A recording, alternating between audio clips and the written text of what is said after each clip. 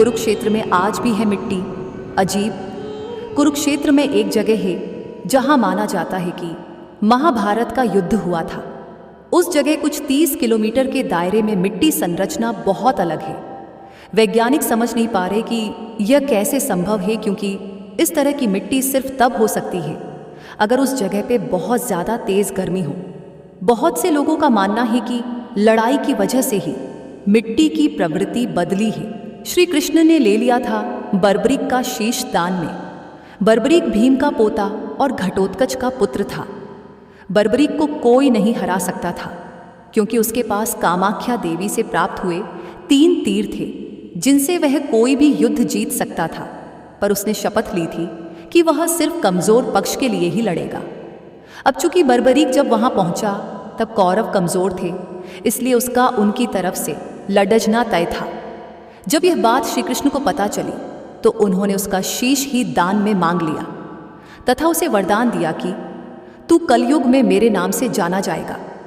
इसी बर्बरीक का मंदिर राजस्थान के सीकर जिले के खाटू श्याम जी में है, जहां उनकी बाबा श्याम के नाम से पूजा होती है। हर योद्धा का अलग था शंख। सभी योद्धाओं के शंख बहुत शक्तिशाली होते थे। भागवत गीता के एक श्लोक में सभी शंखों के नाम हैं। अर्जुन के शंख का नाम देवदत्त था।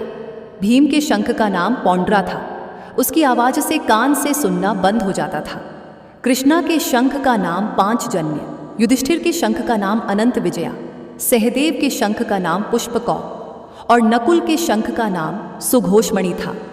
अर्जुन एक बार और गए थे वनवास पर। एक बार कुछ डाकुओं का पीछा करते हुए अर्जुन गलती से युधिष्ठिर और द्रौपदी के कमरे में दाखिल हो गया। अपनी गलती की सज़ा के लिए वह 12 साल के वनवास के लिए निकल गया। उस दौरान अर्जुन ने 3 विवाह किए, चित्रांगदा मणिपुरा, उलूपी नागा और सुभद्रा कृष्ण की बहन। इसी नागकन्या उलूपी से उसे एक पुत्र हुआ जिसका नाम इरावण अरावण था। महाभारत के युद्ध में जब एक बार एक राजकुमार की स्वैच्छिक नरबलि की जरूरत पड़ दी तो इरावण ने ही अपनी बलि दी थी। इरावण की तमिलनाडु में एक देवता के रूप में पूजा होती है तथा हिंजद्दों की उनसे शादी होती है।